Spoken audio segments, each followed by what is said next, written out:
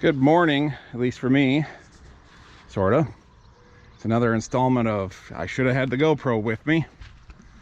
I guess I've always got my phone, but I keep forgetting that does video after having a GoPro for so long. But yesterday, I'm discing beans or ground for beans. Made good time. Took a sack lunch, just kept working all day because my daughter had a soccer game. Wanted to be to because it's probably her last. And got the big field done. I had a 5-acre chunk that I thought, I can get this knocked out before I have to go up for the soccer game.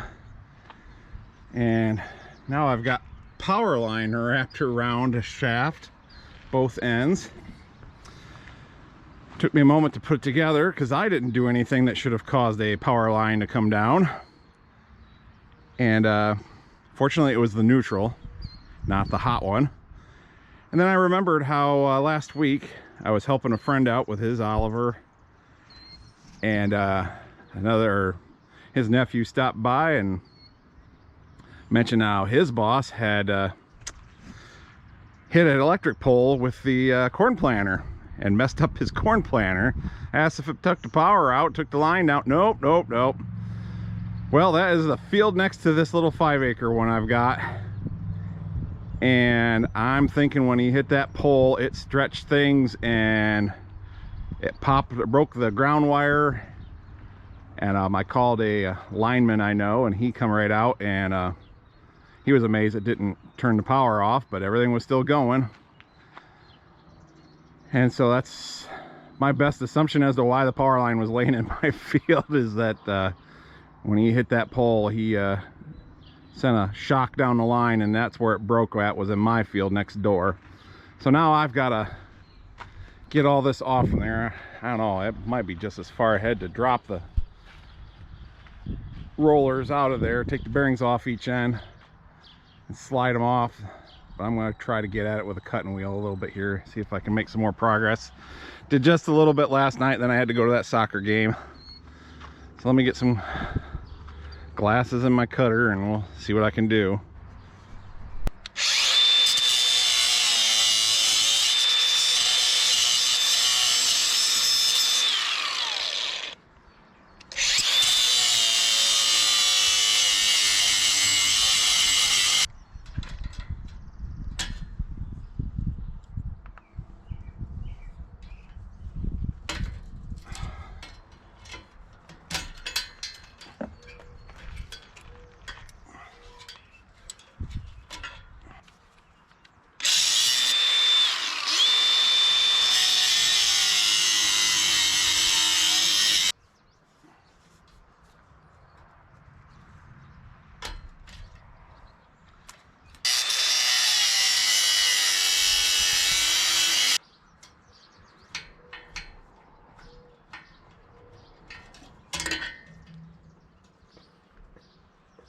Ow.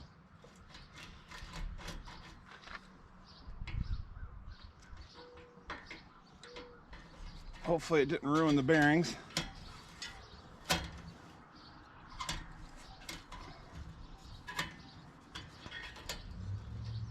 I think we're getting somewhere.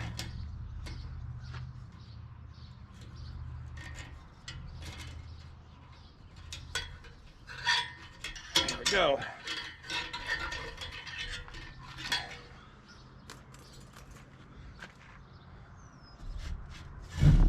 Oh, the other end's still wound up.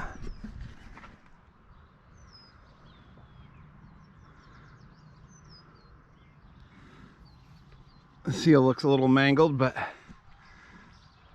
probably good enough to last the 25 acres I've got left to work up.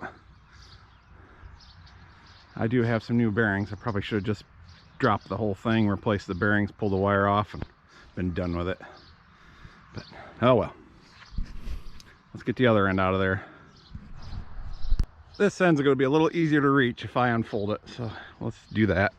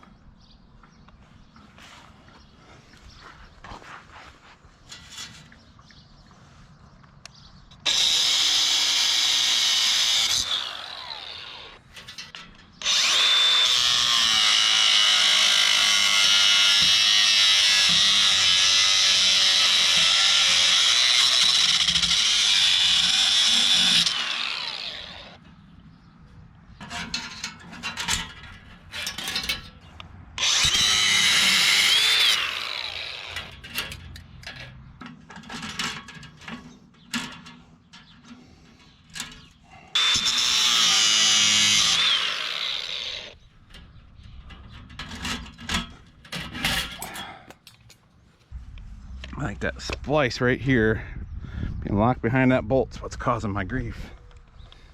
Let's see if I can get it from this side.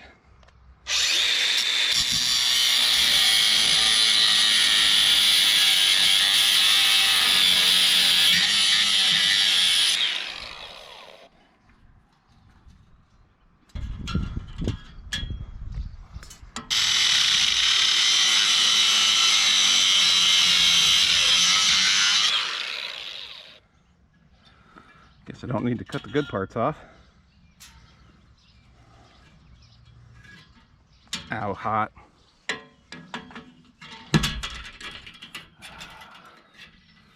Progress.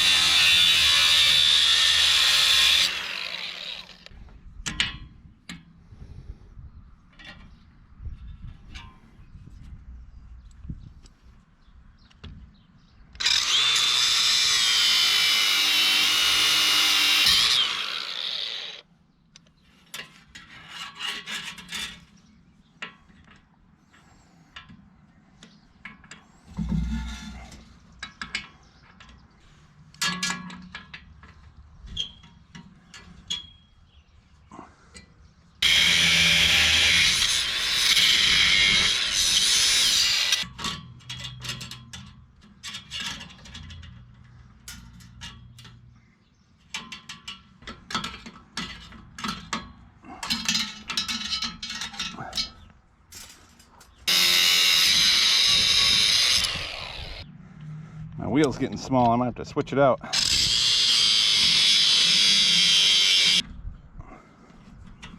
Hot. There we go.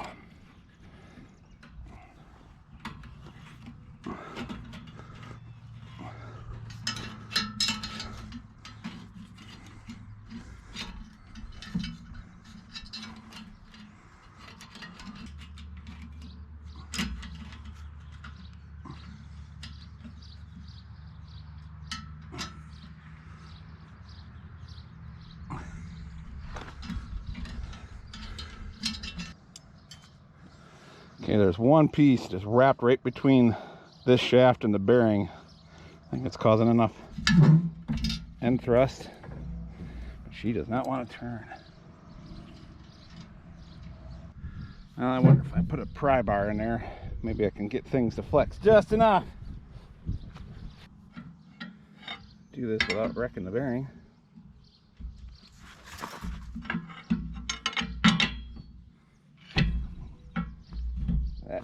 I got her looser. Did it before. For the briefest of moments, you were coming out. Come on.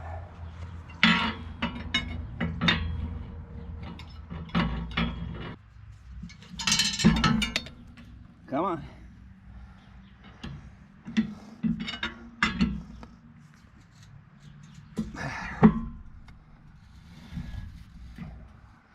Now turn, baby, turn. Son of a... There we go.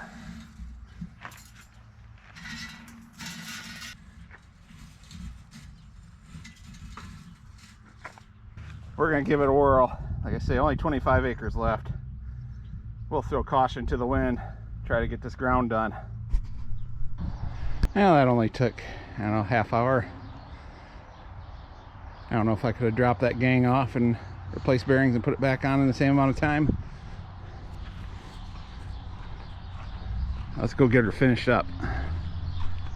They got her back up. That's good. I have to re-disc some because that packer locked right up. But as you can see, I'm missing by a country mile.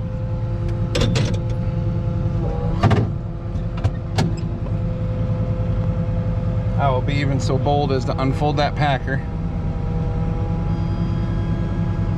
The transport lock needs fixed, but that actually means it's lower than the disc when it unfolds. So yeah, I did not catch that power line. I just didn't see it laying on the ground either. It's not something you normally are looking for.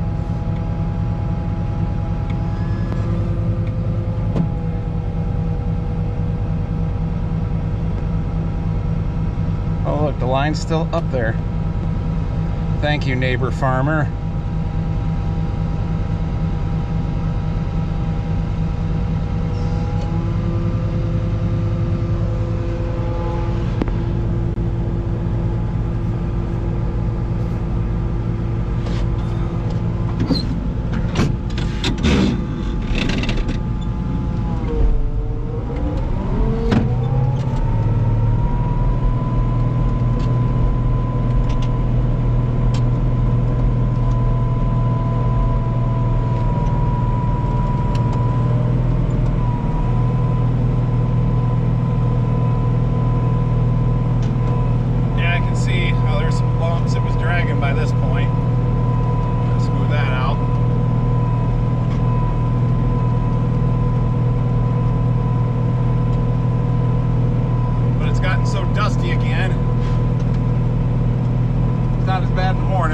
Yesterday afternoon I couldn't even see the packer back there. 4225 actually started working. It doesn't normally know that thing's back there.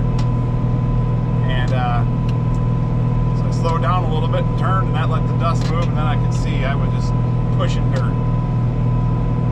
I thought a bearing had just seized until I got out and looked at it. Yeah, I guess that's going to smooth out pretty decent.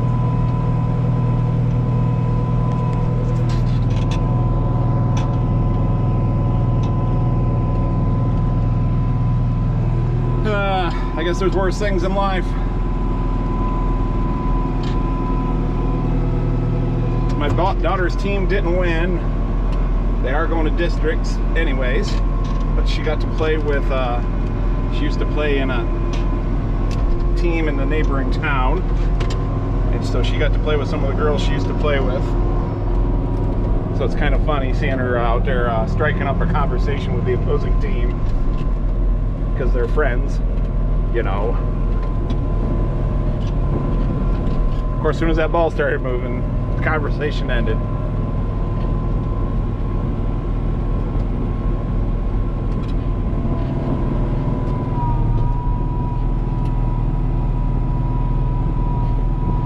So back to our regularly scheduled farming. I guess I should see if that shaft is turning or if the wheels are turning on the shaft, because that's bad if they're turning on the shaft. I can't quite see the clamp to tell if it's a... I guess next time I turn, I'll keep an eye out. Not hearing any squawking noises.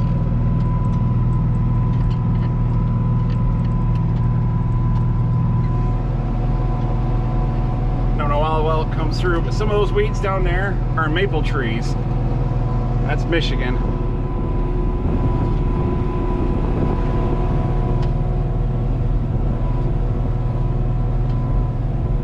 Trees are weeds.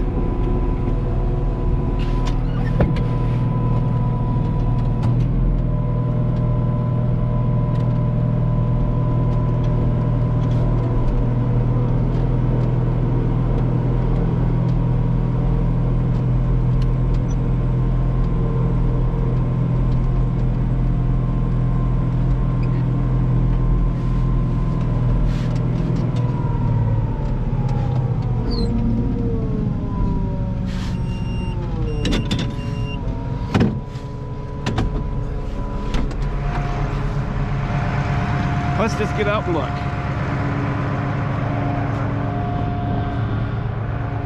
Yep. Maple tree. Maple tree, maple tree, maple tree. But I also wanted to show, I did this once back at the beginning of April. And this is sandy enough, I could probably even run my conventional drill in here, but I got tracks from the fertilizer spreader. But I also got lots of weeds germinating, and that was the intent of the first pass, was partially to break up the fodder, but also to get those weed seeds in a decent bed that'll get them germinating. And then this is kind of my burn down, smooths everything out, because I don't like sending stuff through the combine that doesn't need to go through there. Gives me a good clean seed bed, and generally I get away with just one spraying on the beans, and then it's harvest time.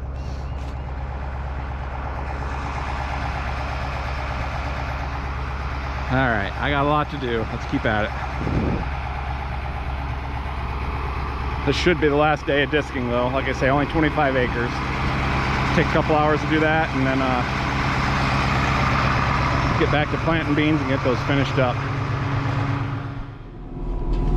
When we first bought this field, it was in asparagus of all things, and we left it that way for quite a while. We'd sell you pick asparagus. My grandfather come down here and sit in his van, sell it to people. We didn't spray it, so a lot of people like that. You had to walk through the weeds to get your asparagus, but then it got to where enough people were just helping themselves to it. That got to be old, and hit her with the old Roundup cannon. Still paying property taxes on it. We weren't making a killing off asparagus, but we like asparagus ourselves. Of course, we transplanted some out for our own personal use back home. But I got bills to pay. Not to mention, I don't care for thieves. Somehow or another, people think it's all right to take asparagus out of a field. Don't probably see themselves as thieves, but they are. They are. So it's basically been in set aside CRP for years. Those first few years after taking it out of asparagus and putting it back into production, boy, the corn that we grow here was fantastic, especially considering how sandy it is. Asparagus seem to like the sandy ground, and there is a fair amount grown here in Michigan. And there's a lot of sand in Michigan on the whole. There's some good soils too, but it seems like most of the asparagus I see is over towards Lake Michigan, and the closer you get to that, the sandier it seems to be, generally speaking.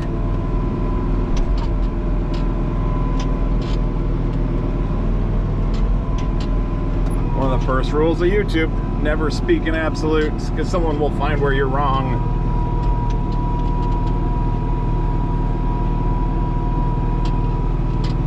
It's like finding Waldo.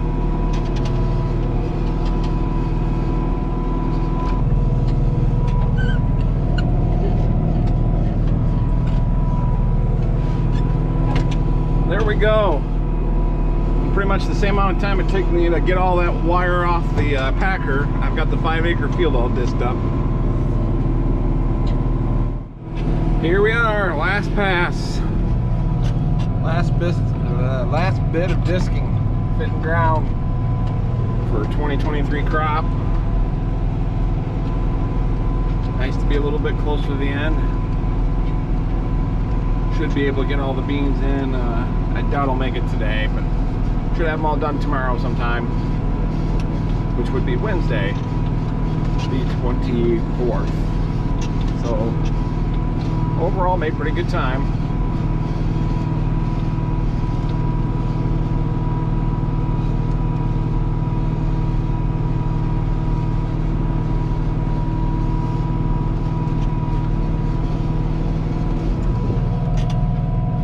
There's good moisture down in there, but we are getting dry on top again.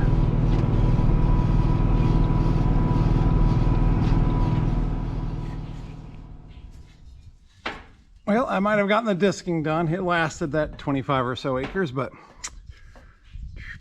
yeah, that seal is tore up. There's dirt getting in there. I might as well plan on replacing that, but it got me where I needed to be. Let's go get some beans in the ground. Well, here we are back at it. Running out what's left in the drill of, these are a 2.3 maturity soybean. For those of you that don't know what that means, soybeans are, their maturity is essentially how long it takes them to reach maturity, harvest time. Generally, longer ones do better, but you want ones that'll fit your climate. So low end is 0. I don't know. I think you can get them up north here. I've heard of guys planting down around group 1s. Those are pretty darn early. Those will get you harvesting in September, mid-September, depending on when you plant them. Overall, soybeans go by the length of the day, but there's a limit to everything, and how late you plant them can hold them back. But that's one of the nice things. It gets to be the end of the year, they just start shutting down. Where corn needs a certain amount of heat units to finish up, and if it doesn't get them all, well, then the frost kills it and you don't have quality corn. But so these beans, being a 2.3, they'll probably be ready about the beginning of October, depending on how much heat we get. That can help speed things up. How dry September is. If it stays wet in September, they'll try to keep it on. But the longest I plant, I've got a 3.1. That's getting up there for our part of the country here in southern Michigan. I know there's as long as 7 and 8 more down south, and there might be longer than that. If you plant longer maturing beans, I'd love to hear about it in the comments. Some of you are probably shocked by group 0s.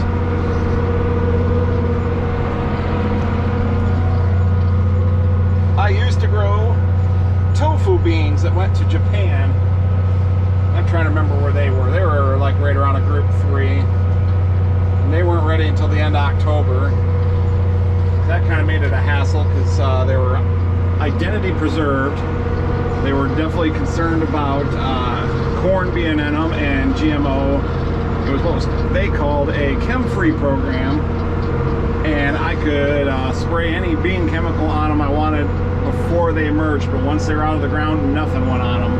So if some weeds are all right, but like if there was volunteer corn, we had to come out here and pull it by hand. And there was some other weeds like pokeweed that would stain the berries, or that stain the beans and make for pink tofu. Of course, they didn't like that, and that pokeweed ain't exactly the healthiest stuff to eat. So I'd either harvest around that or go out and destroy it manually. They didn't want beans after beans because it was a lot harder for them to tell. You know, if there was corn in there, they could see that. They could reject it, but if there was beans that were not the variety they wanted, it was a lot tougher for them to tell on that. So one of the rules was no beans on beans. And so I would clean the combine out really good, and the first, I don't know, 100 bushels or so, I would use to flush out the combine, the augers and stuff, run that in a wagon and just take that up to the local elevator and sell it as regular soybeans. And then everything else would go in the bin. And so I didn't switch back and forth between crops during harvest. It was a pain in the butt. There was a $4 a bushel premium on cleaned bagged beans. So you know, this was back when $8 beans was good good price for beans. So half again as much.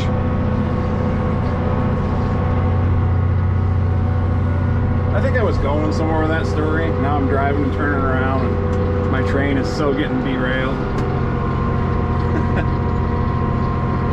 But I did finally give up on them. Just life was getting, with having a kid and everything else I was doing, life was getting too complicated, busy. Also, they changed varieties on me, and the new variety did not yield as well.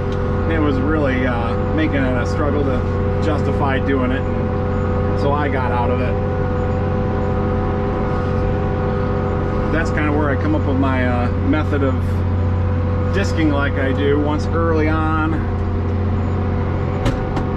and then right before harvest. And And oh man, I thought I was going to turn there and I didn't. Now I got a crooked headland. All the other farmers are going to laugh.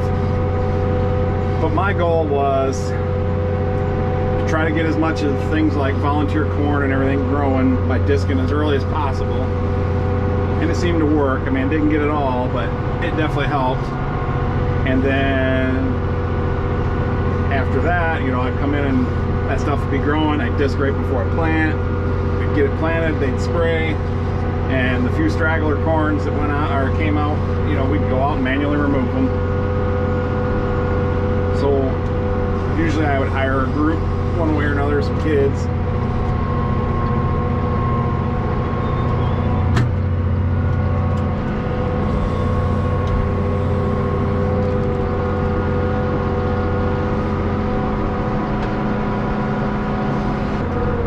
I remember telling my daughter about how farmers would pick on each other about straight rows and poor looking crops, and she says farmers are mean. I mean, she was a lot younger back then. I said, yeah, I guess they're people too.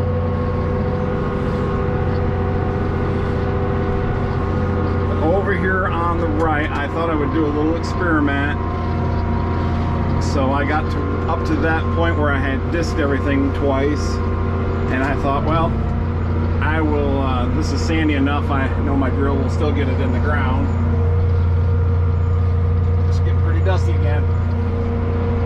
So I did a couple passes here without working it a second time.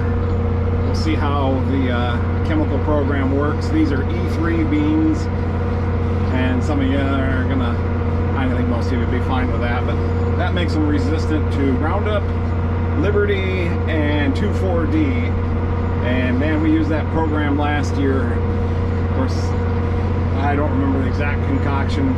The Roundup was kind of hard to come by, and so my spray guy come up with something that had, each one had a little bit of Roundup in it. And so with I think it was 3 different chemicals, but that guy got me my Roundup and Liberty. I think even the 2,4-D, boy, the beans were just clean. I was super happy with that.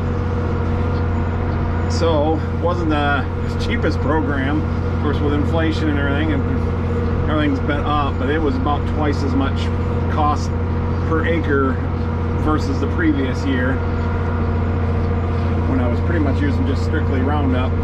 That was another thing I found with these this program I do, is it really helped with Roundup resistant mare's tail. It would especially the double pass, because it would get the majority of it some of it will germinate in the fall and then overwinter and be ready to go first thing in the spring. So that first pass would get a lot of that, and then might get another, you know, flush of them germinating. The second pass would get rid of that, and then so other guys around were spraying and respraying, trying to get rid of Roundup resistant mare's tail, and I just have a 1 or 2 here or there, go pluck them out or whatever, and it's getting excellent control and at a very reasonable cost. But it also got to where I had a neighbor who was basically raising mare's tail, doing a lousy job of farming, and I was downwind from him, and I was losing that battle in this field. And that's when I switched my program. Just had to do something. Knew it wasn't going to last forever. So yeah, we got, I keep forgetting the name of this one weed. It's got white flowers on it. We'll see how that cleans this stuff up right here. It'll be interesting. And maybe I'll just have a weedy strip through the middle of my beans that everybody can laugh at all summer long.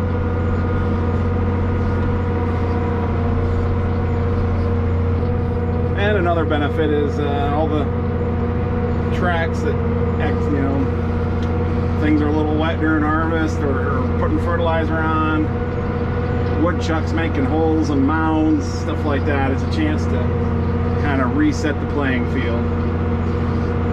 I'm not looking to work real deep. I want to keep this fodder close to the top. I want the earthworms to come up here and work to get it. I don't want to bury it down where they're going to eat it all at once, and then it's all going to be gone. And there will be, by harvest time, there will be hardly any of this fodder left.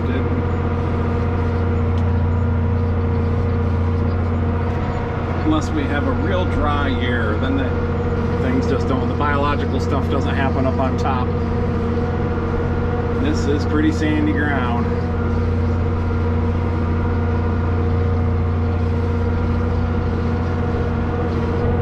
Now I remember what I was going to say. Putting a 2.3 maturity on the headlands, that'll get them ripe a little bit sooner than the 2.8s and 3.1s that are going to end up finishing most of the field, or the other half of the field. This field's about half done. So I can get the whole headlands off, have place to park stuff and everything. Kind of nice to put it early maturing on the headlands and get that stuff out of the way. But I probably better pay attention to these electric poles. I don't want to be the guy that knocks the next one down, as we you know, already discussed earlier. Well, who's ready for the next hitch in the giddy up? Can you hear it? Can you hear it? Can you hear it?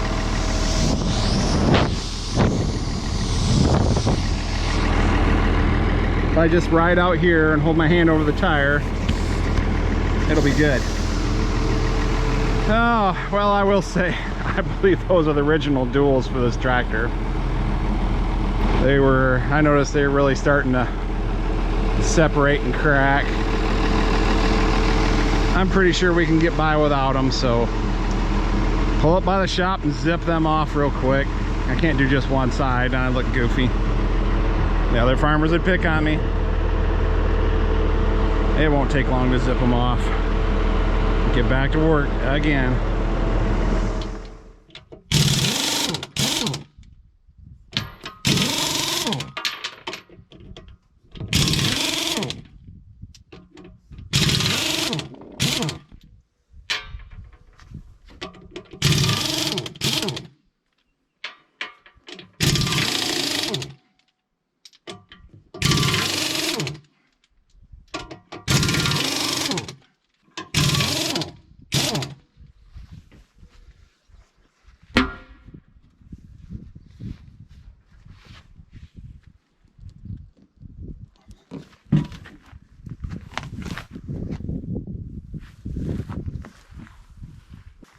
It needed washed in there anyways.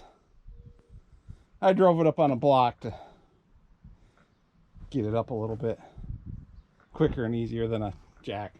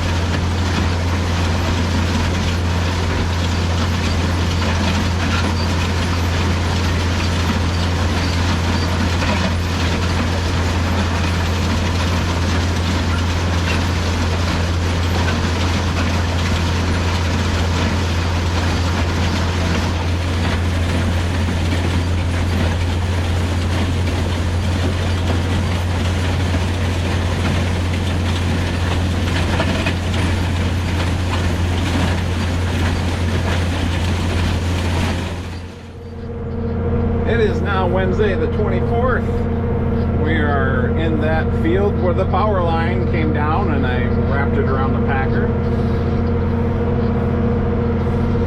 And down to the last couple of passes and then planting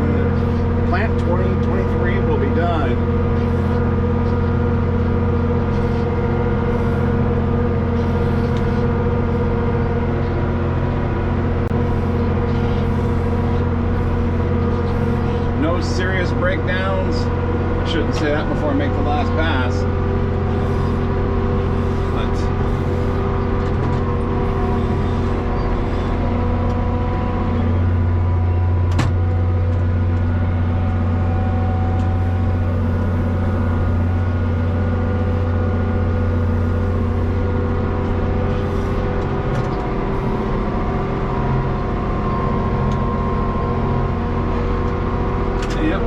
Pass up the side there will be it.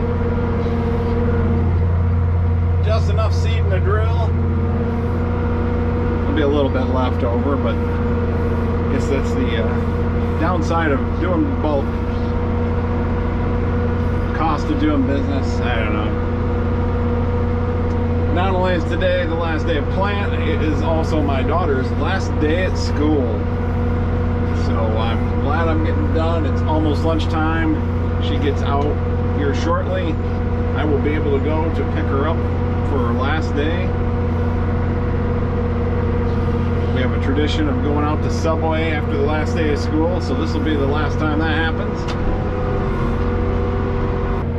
It got up to a little over 80 yesterday, and the 2155 still has the old R12 refrigerant in it, and that is nice and chilly. Been very comfortable driving this tractor.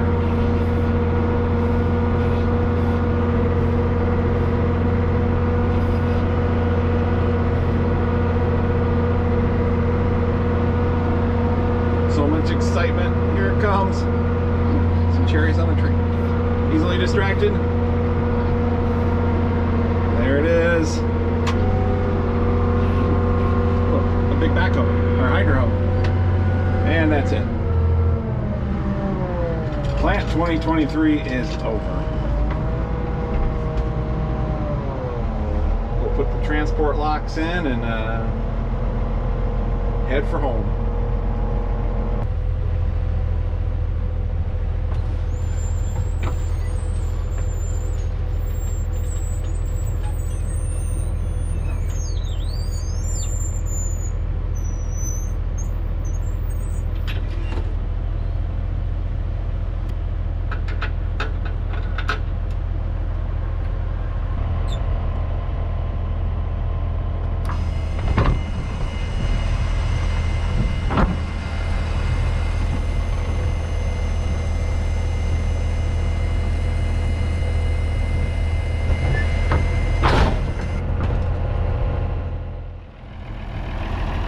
Boy, she definitely rides smoother with the duals, but it does look kind of sporty without them, I think. But that's it. I appreciate everybody watching as always, and we will see you in the next one.